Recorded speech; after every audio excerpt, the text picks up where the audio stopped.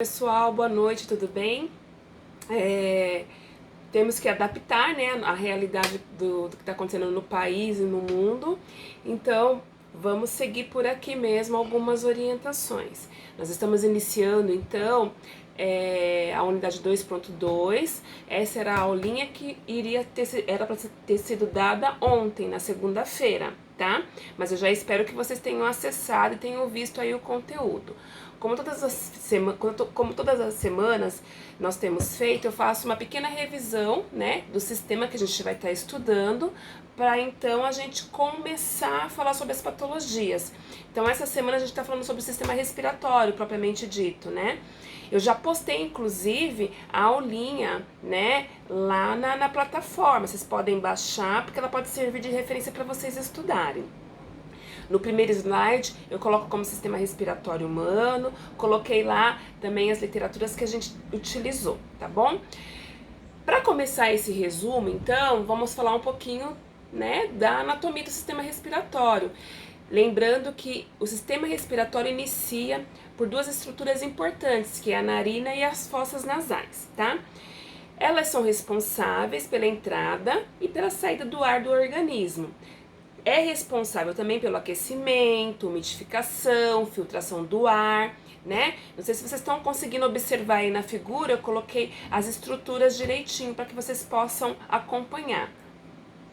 No segundo slide, vocês vão encontrar a faringe. A faringe é uma outra cavidade ou uma outra estrutura do sistema respiratório, né? Que trabalha dois sistemas em comum, respiratório e o digestório. Então a faringe, ela tem uma função importantíssima, porque tanto o ar quanto o alimento passa por essa estrutura. Só que logo após a faringe nós temos a laringe, né? E a laringe, ela é composta pela epiglote, né? Que ela causa o bloqueio da entrada de alimentos no sistema respiratório. Estão lembrados disso?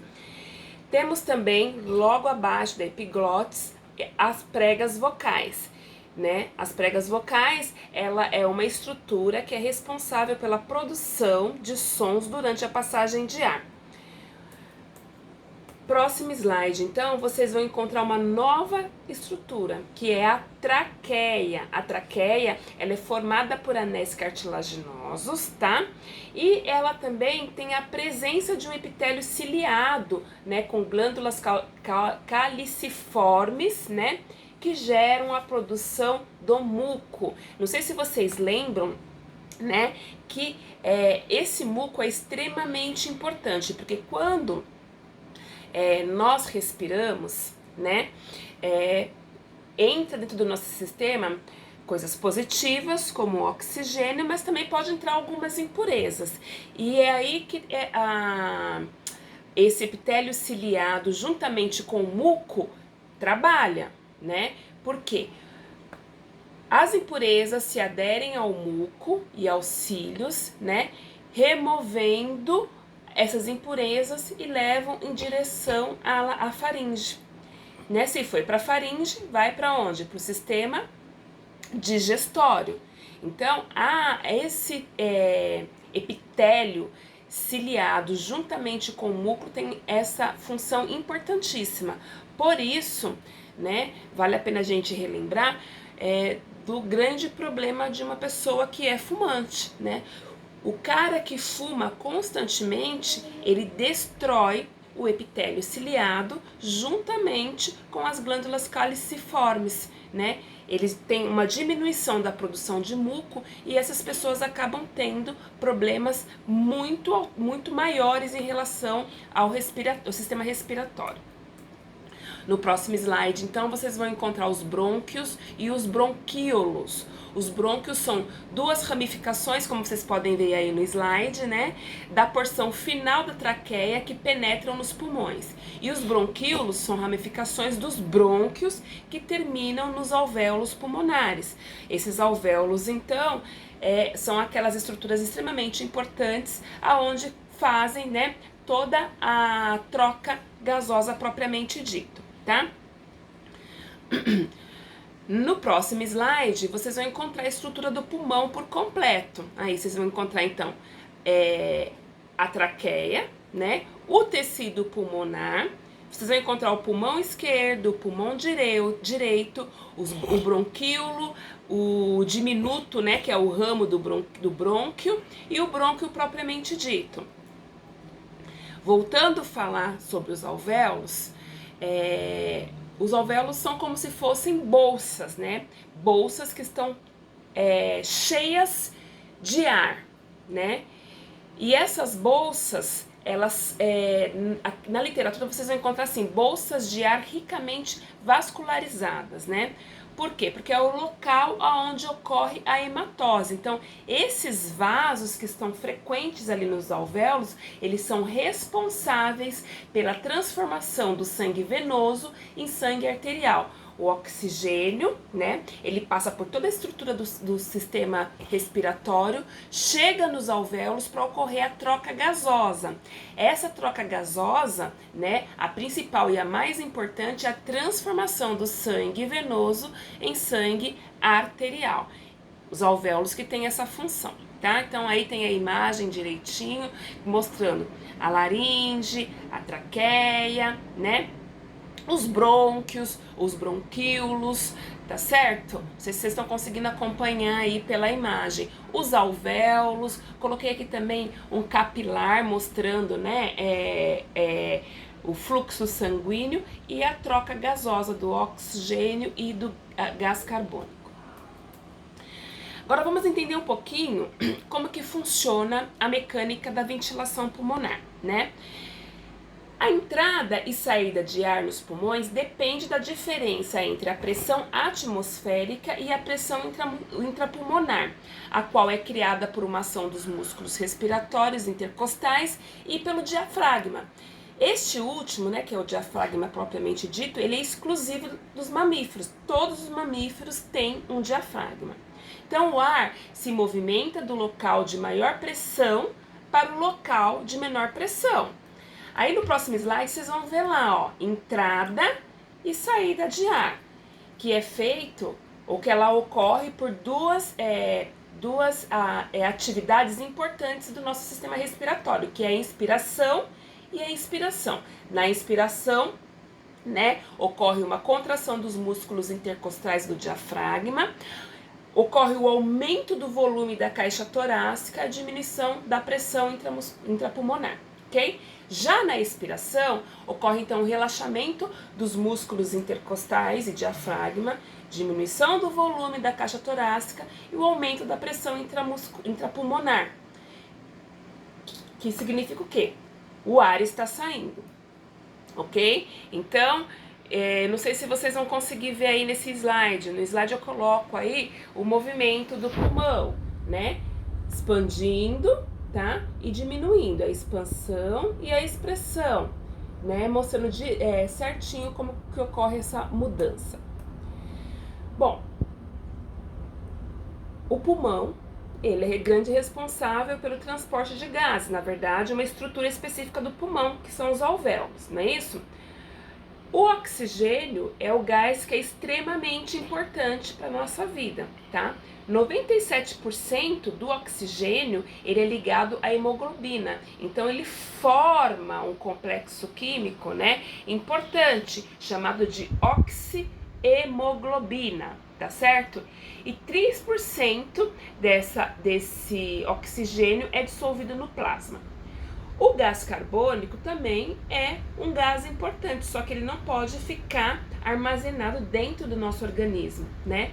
Ele tem que ser expulso. Só que o gás carbônico, ele também acaba se ligando à hemoglobina. 25% é ligado à hemoglobina, formando aquilo que nós chamamos de carbohemoglobina. E 5% dissolvido no plasma. 70% na forma de íon de bicarbonato de plasma, né? O monóxido de carbono, que é um outro gás importantíssimo, né? E que é uma grande preocupação, né, para as pessoas que moram nas grandes cidades como nós, por exemplo, é um gás muito presente na nossa vida no cotidiano.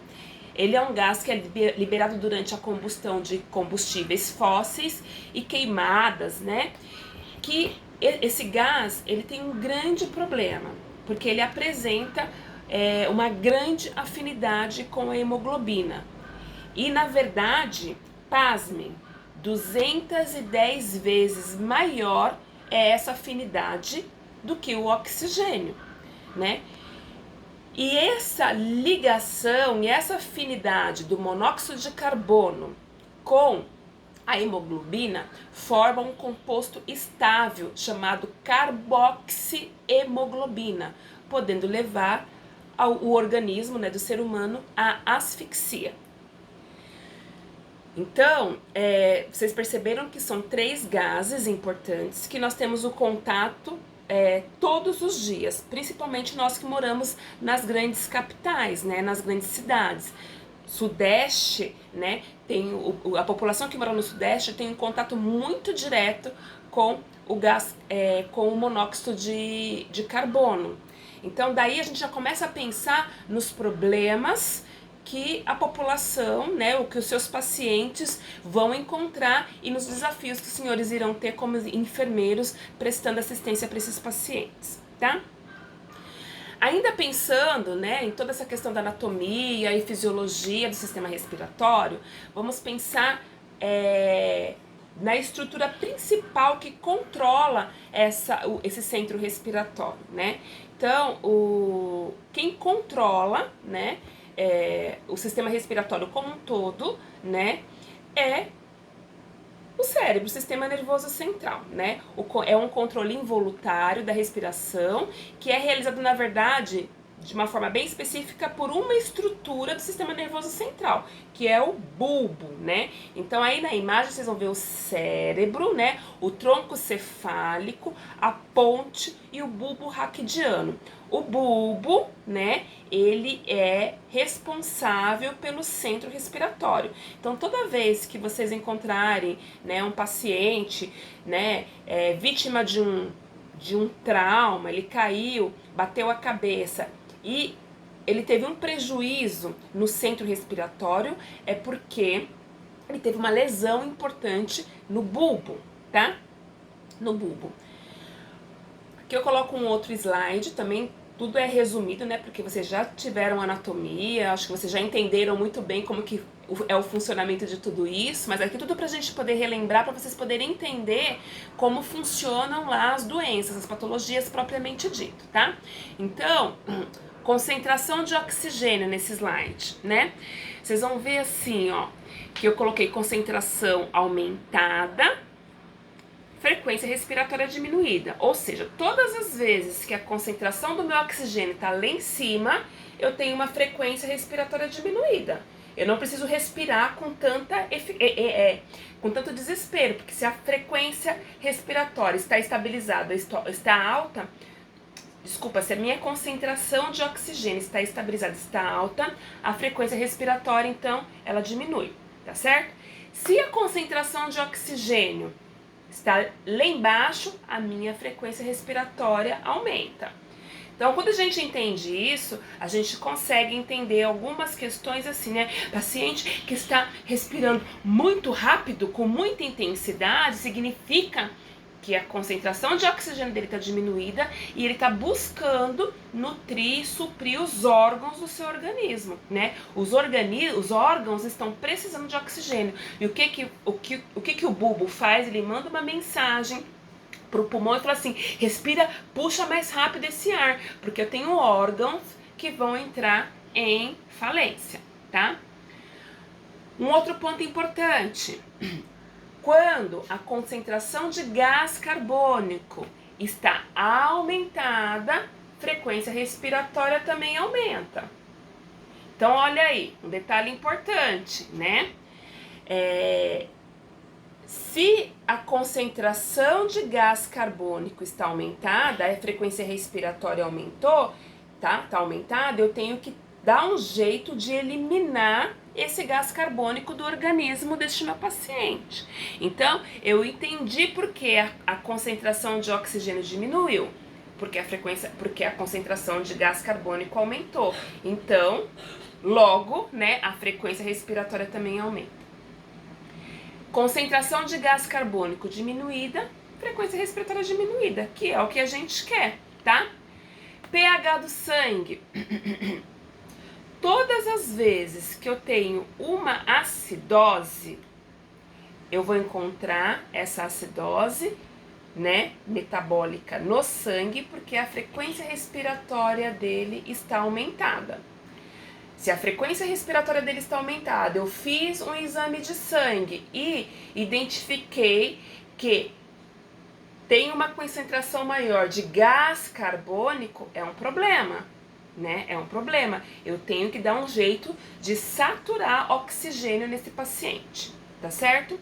Quando o sangue do paciente está alcalino, né, a frequência respiratória dele está o quê? Diminuída, tá certo?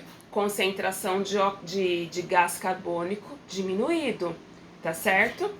Ou frequência respiratória diminuída, tá certo? E concentração de oxigênio acima do esperado. A gente vai entender logo nas patologias propriamente ditas, tá? Agora sim, o mais difícil aqui é entender a questão do pH do sangue, né? Então ocorre o seguinte: quando o indivíduo não consegue eliminar o dióxido de carbono do organismo, ele gera o que chamamos de hipercalemia, que é uma acidose metabólica, ou seja, uma acidez excessiva do sangue e fluidos corporais. E essa acidez pode reduzir o pH do sangue, tornando a respiração mais profunda, mais rápida, uma vez que o corpo está tentando liberar o excesso de ácido no sangue pela entrada do oxigênio. Ok? Deu para entender? Muito bem. Quais são, né, as doenças associadas com o sistema respiratório, né? No livro didático, né, ele vem colocando duas doenças principais, e eu tô seguindo a mesma regra aí do livro pra gente não fugir. É lógico que eu vou estar colocando algumas outras que são também extremamente importantes, mas essas duas são doenças que acometem muito a população, que é a pneumonia e a broncopneumonia.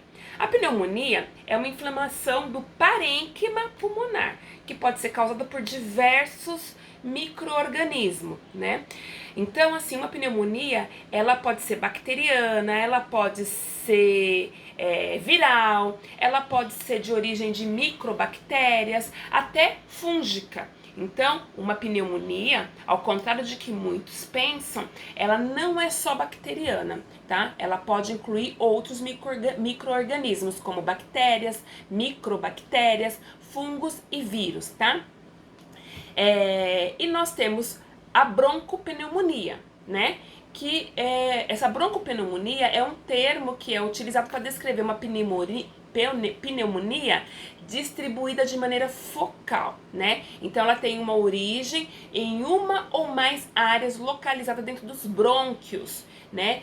E que se estende para o parênquima pulmonar. Então, a broncopneumonia, na verdade, ela tem origem nos brônquios e ela se estende para o parênquima pulmonar. A pneumonia não, é uma inflamação do parênquima pulmonar, tá? E aí o pessoal às vezes acabam se confundindo um pouco, porque os sinais e sintomas são muito comuns. E aí eu vou conseguir identificar ou diagnosticar de uma forma precisa através dos exames radiológicos, ok? Sinais e sintomas, né? Os mais comuns são calafrio, febre, dor torácica, a dispneia, taquidispneia, né? E uma coisa que é muito comum em paciente que tem pneumonia é a utilização dos músculos acessórios, além de tosse, expectoração, né? Ansiedade, confusão mental. Tá? E no exame físico pode-se destacar a expansibilidade pulmonar diminuída, murmúrios vesiculares diminuído e presença de ruídos adventícios, como por exemplo roncos estertores, porque normalmente a pneumonia tem um acúmulo expressivo de secreção propriamente dito, ok? O tratamento, ele consiste na hidratação e antibiótico terapia, né, e oxigenoterapia. Existe também uma vacina que proporciona uma prevenção específica contra a pneumonia, né? E outras infecções causadas pelo estáfilo pneumoniae, né? Tá aí o nome para vocês direitinho para que vocês consigam visualizar. Referente às complicações, vale a pena falar que, né, a pneumonia ela pode desenvolver algo que nós chamamos de derrame pleural, né? Ou a literatura ou o senso comum chama esse derrame pleural de água na pleura, que é caracterizado pelo acúmulo excessivo de líquido no espaço entre a pleura visceral e a pleura parietal. Lembram da pleura? A pleura são aquelas películas, né, se a gente pode chamar dessa forma, que envolve o pulmão e elas se deslizam entre si, favorecendo o que? A expansibilidade do pulmão.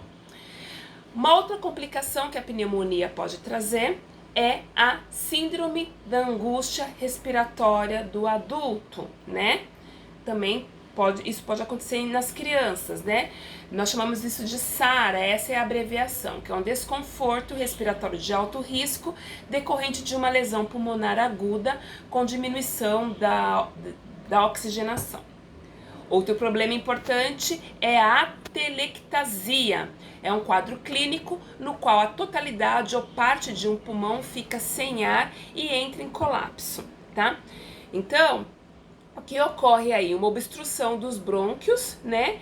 E essa obstrução dos brônquios leva a uma atelectasia. Pode ocorrer por falta de ar, se os níveis de oxigênio estiverem baixos ou em casos de pneumonia, por exemplo. Um outro problema importante que pode ser ocasionado por uma pneumonia é o choque séptico, né? O choque séptico geralmente é causado por infecção bacteriana, tá? Qualquer tipo de bactéria pode causar o choque séptico, né? Fungos e vírus também podem causar essa condição, embora as infecções virais sejam extremamente raras. Normalmente, as pneumonias são por causas bacterianas. Choque séptico nada mais é do que a disseminação de uma série de bactérias por todo o sistema, né, por todo o nosso organismo. E aí o órgão que está mais afetado, mais atingido pelaquela coleção de bactéria entre choque e fale, tá? Um outro problema, né, que pode ser ocasionado pela pneumonia é o abscesso pulmonar, que é uma cavidade que contém pus em seu interior, que é originada por uma necrose do tecido pulmonar devido a uma infecção microbiana, ok? Já já a gente volta a falar mais um pouquinho.